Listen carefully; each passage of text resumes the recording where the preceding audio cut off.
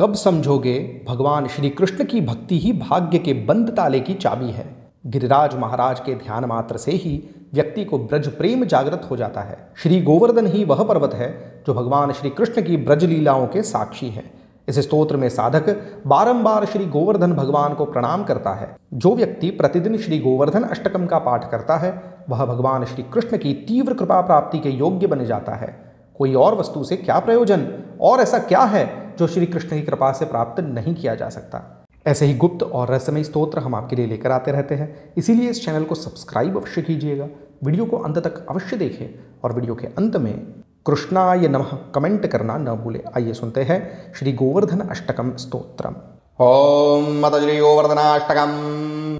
गुणातीतं परं ब्रह्म व्यापकं भूधरेश्वरं गोकुलानन्ददातारं वन्दे गोवर्धनं गिरिं गोलोकाधिपतिं कृष्ण विग्रहं परमेश्वरं चतुष्पदार्थदं नित्यं वन्दे गोवर्धनं गिरिं नानाजन्मकृतं पापं दहेत्तूलं हुताशनः कृष्णभक्तिप्रदं शश्वत् वन्दे गोवर्धनं गिरिं सदानन्दं सदा वन्द्यं सदा सर्वार्थसाधनं साक्षिणं सकलाधारं वन्दे गोवर्धनं गिरिं सुरूपं स्वस्तिकासीनं सुनासाग्रं कृतेक्षणं ध्यायन्तं कृष्णकृष्णेति वन्दे गोवर्धनं गिरिं विश्वरूपं व्रजाधीशं वल्लवीवल्लभप्रियं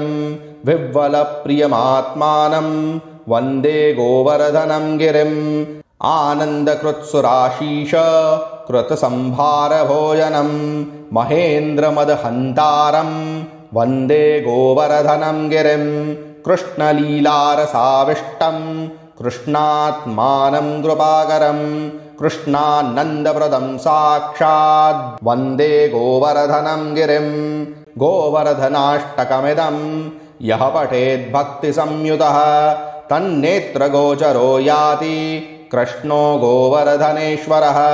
इदं श्रीमद्घनश्याम नन्दनस्य महात्मनः ज्ञानिनो ज्ञानिरामस्य कृतिर्विजयतेतराम्। ॐ श्री गोवर्धनाष्टकं सम्पूर्णम्।